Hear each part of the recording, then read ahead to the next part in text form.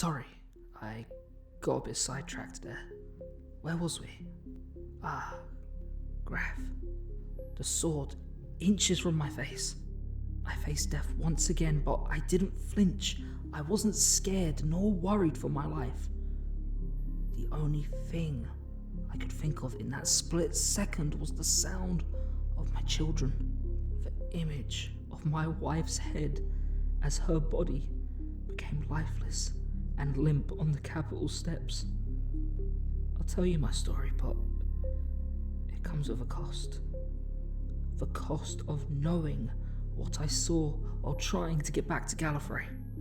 Knowing the things I did to get back and the lives I took.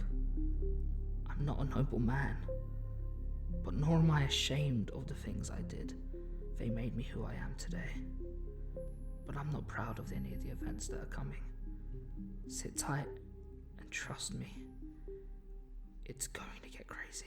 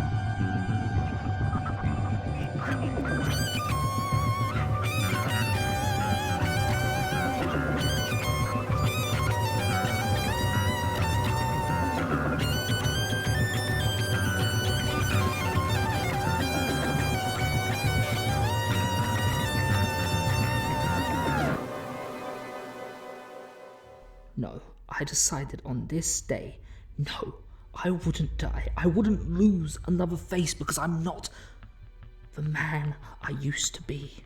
I'm still Trevinius of Gallifrey, but I'm no coward. I will return home and save my family at any cost. I'd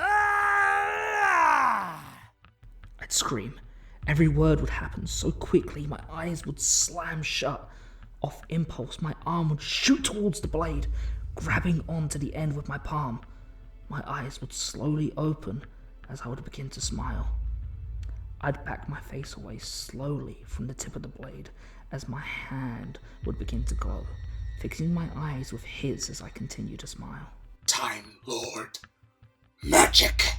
Slowly standing up, the blade would begin to melt in my hand. Suddenly, my face would become blank as I stare at him.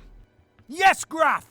This is the magic of my people. You will fear it as you fear me. I give you this chance to let me and Andrew go. I remember this moment. It was the first time I ever hurt a person in my life. It was horrible. I don't exactly remember why, but all I know is something snapped. Seeing his arrogant face just reminded me of Mexius. It made me boil. It was the last time I gave anyone the chance to redeem themselves. I pulled my sword back. Graff would smile at me, leaning back, almost welcoming it.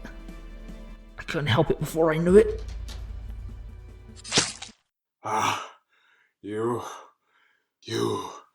You bastard. The sword would make its way deep into his chest, slashing through the flesh and bone as tears would fill my eyes.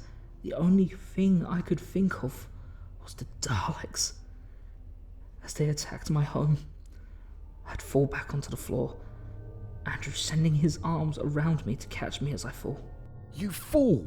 You could have died! Are you listening to me? Sitting there, I would simply stare towards Graff as his almost lifeless body would drop to the cobbles. Too stunned to move, all I could do was continue watching. Time stood still for a moment. Snap out of it! Andrew sending his fist for my jaw, suddenly snapping out of my trance, jumping to my feet and looking around, stumbling towards my TARDIS. Graff's men would gather around him, shouting and screaming in the sight of their lord on the floor. Opening my TARDIS doors, Andrew would follow quickly as the doors would swing shut. So, it was you? Me? How do you mean? It was said that a Time Lord challenged the Lord Graff and almost took his life in a sword fight. That was you? No, well, yes. But these are new memories. I messed with time, Andrew. Something no one should ever do, but I couldn't control myself. What you're thinking of is a rewrite of history that I just caused. Graff was never meant to have this challenge. You could have killed him. What would that have done? Fracture in time, maybe? My people are pretty good with this stuff, so hopefully I don't have much to worry about. Yeah, hopefully. Andrew would begin to go off on a rant, shouting about his people. But suddenly my head would become clouded, almost as if I could hear the voices in the room. Laughter would phase in as memories would take over. And furthermore, I think you should Wait, have you even been listening to me? My face would drop as I remember again why I was there and what happened, sending myself near him, barging him out of the way of the console, fiddling with the buttons and controls. Angrily, I would look at the console and scanner. Why the heck can't I lock onto Gallifrey? The coordinates are right, but no, she just doesn't want to shift. Is it the guidance? No, things are blocking my instruments, and I'm going to find out who or what has caused this. Maybe I'll find out the person responsible for my regeneration and the loss of my children. What the heck are you talking about? Can't take you home just yet, Andrew. I'm sorry, but my family are far more important right now. Once they're safe, I promise I'll take you back to your lonely life in a house so full of white, you could probably pass it off as purgatory. Trying to track this signal that is messing with the console. Suddenly the TARDIS would lock on. It would swing side to side, almost smashing about.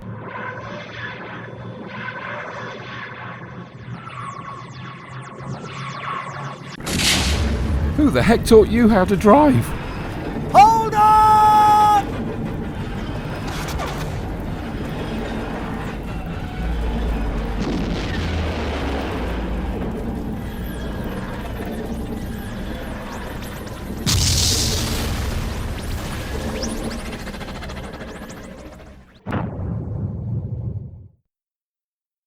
The TARDIS would land with a massive thud. The scanner switching on as my eyes would freeze and my body would tense up in fear. Well, where are we this time? Hopefully somewhere with a beach. Oh, Andrew, you pathetic, silly person. We're not at any holiday location. We're on Skaro. Skaro? As in the Dalek planet? It's just a myth. Myth? The myth of which the Time Lords are currently at war with on Gallifrey? How stupid are your people? We're really here then? On the planet of the Daleks? But why? Grabbing my sonic pen as I would begin to push the buttons on the console. Firstly, I have to lower all the TARDIS power supplies and turn off most of the equipment other than the shielding. I can't let them know we're here. But I'm going to use this to find out exactly where the signal is coming from and fix my ship. Waving my sonic about as I explained the plan, walking for the doors. Okay, air is clear and we should be okay to walk the surface. Just stay close to me and you won't get hurt. Oh, and take this pill. The planet is full of radiation. You'll get sick. Andrew moving near my side after taking the pill as the doors would slowly open, making my way out onto the dead planet landscape, looking around in disgust. Keep down and don't talk too loudly. This place is horrible. Everything is just dead? Thankfully, the Daleks don't ever venture out this far into the forest. We should be okay out here for now, but let's get moving. Pulling my sonic out, it would begin to beep. We'd start following it to the location that was being tracked. We'd make our way through the dark, horrid woods. Suddenly, coming to an opening, I would see the Dalek temple in the distance. Out of nowhere, the sound of branches snapping would be heard. Andrew would be the first to turn. Did you hear that?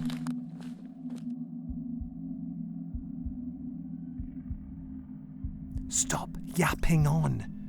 It's just the wind parting the fossilized fibers in the wood. Looking out towards the temple, all the noise would grow silent around me. I'd let off a smirk, hoping that Andrew finally understands. Turning back to him and noticing he's gone, I'd stand up. In shock, I would be panicking. I would begin to move through the woods with my sonic out, hearing the dragging noise. I would see people shrouded in these reflective cloaks dragging Andrew. I command you to stop in the name of Gallifrey! These people would quickly turn and let Andrew go, dropping him as they'd all huddle to one side. Aiming my sonic device towards them, they would quiver. Who are you people? One amongst them would stand halfway up as he'd walk towards me slightly. He was big in build, which was obvious. It made me wonder, what could scare such a strong-looking person? We are the Thales. We took this man because he wandered too close to us while on our hunt. We apologize, but he was knocked unconscious, so we thought we'd treat him back at our camp. We did not mean any harm. My name is Yuvan, leader of this small group. Well, Yuvan, you've survived out here for so long. How have you avoided the Daleks? We've lived on this planet for many generations. We've seen the Daleks' creation and had a long time to figure them out. We use camouflage to our advantage. These cloaks we wear mess with the Dalek sensors. We do our best to stay hidden, and we keep close to the forest. We live and hunt here. The Daleks aren't ever seen out here. Examining the sheets with my eyes, I'd bend down towards the small child giving me this information. Information that someone so young should never have to be so used to. I hated knowing these people had to hide and suffer. One day you won't need to fear these horrid tanks. You'll get your planet back to how it was before Davros, before the Daleks. I promise you. The Time Lords will not let them win this war. Thank you. It means a lot. I have a favour to ask you and your people, Yuvan. My sonic device is leading me towards one of the Dalek cities, and there's no avoiding the matter. I must go there if I wish to return home. Please, will you help me? How? We are not strong in numbers. We cannot fight the Daleks. Our people have tried before. Father has told me stories of other Thal tribes that tried to fight the Daleks and left the planet. We're one of the only remaining tribes. I do not ask that you fight, simply that you help me get into this city unnoticed. That's all I ask. And I will give you this. I only had one option to convince the Thal to help me. But right now, I'm needed somewhere else. So, I have to leave you with this. What's coming next for me in this story isn't something to be taken lightly. Pure hatred was on its way, and I was in for the biggest danger I have ever faced in my life. Join me for the next half of the story soon, but for now, remember what's on its way. Exterminate! Exterminate! Exterminate!